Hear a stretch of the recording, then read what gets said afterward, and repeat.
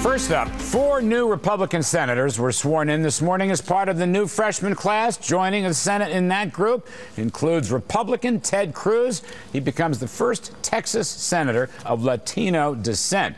Joining us now from Capitol Hill is freshman Republican Senator Ted Cruz. First of all, Mr. Cruz, many congratulations.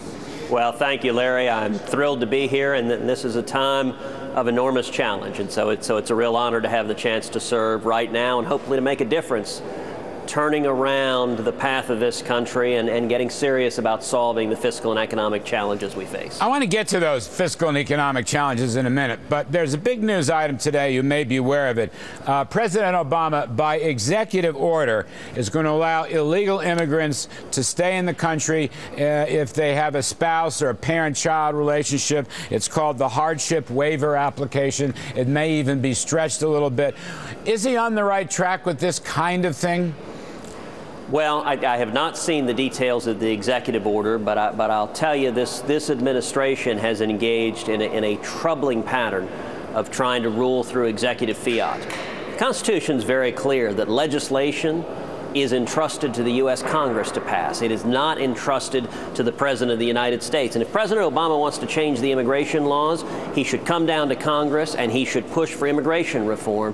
He should not attempt to unilaterally change the law, violate the law, and violate the Constitution. Because last summer, he, as you know very well, he waived deportation of the young kids who were brought in illegally. But doesn't the Republican Party have to deal with this in a more positive, constructive way? Not just language and rhetoric, sir, as you've done so successfully in Texas, but changing its own national policy on immigration? There is no doubt that Republicans need to, number one, hold the line and remain serious about securing the border.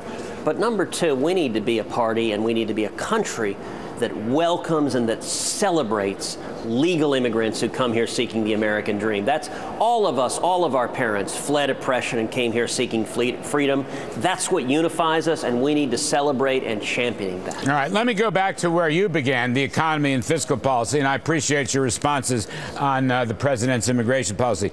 In almost rapid fire, Senator, you're going to get, this is going to be really fire by baptism. You've got to deal with the spending sequester. You're going to have to deal with a debt ceiling limitation, and you ultimately may have to deal with a government shutdown. I just want to get your quick take on this. What's your perspective as a freshman senator watching this whole economic story virtually disintegrate? Right. I think we've got to get serious about fixing the problems. As you know, Congress just passed a deal on the fiscal cliff. In my opinion, it was a lousy deal. I would have voted against it. It was a lousy deal because, number one, it raised taxes by $620 billion. That's going to kill jobs. It's going to hurt small businesses. It's going to hurt Americans. But number two, those tax increases were not linked with spending cuts, as President Obama said every day on the campaign trail. They were linked with $330 billion in new additional spending. It makes the problem even worse, and it was irresponsible.